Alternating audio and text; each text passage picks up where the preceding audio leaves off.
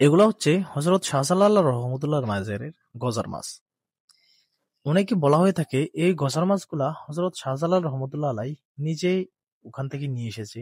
আবার অনেকে বলতো যে এই গজার মাছগুলা কে ছিল শাহজালাল রহমতুল্লাহ আলাইর যেই ওই সময় রাজা গুরুগোবিন্দর সাথে যুদ্ধ হয়েছিল, সেই রাজা গুরুগোবিন্দ সৈন্যদের বটদোয়া দিয়ে গজার মাছ করে ফেলেছে।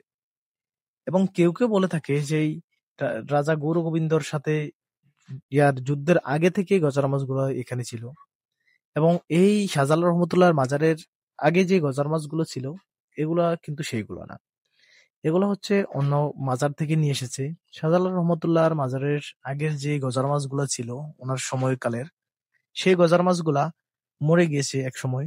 একবারে সবগুলা গজার মাছ মরে গিয়েছে। কেউ একজন ছিল মনে হয় এটার ভিতরে বিষ দিয়ে দিয়েছে, সেজন্য এই মাজারের সবগুলা গজার মাছ একসাথে মরে গেছে।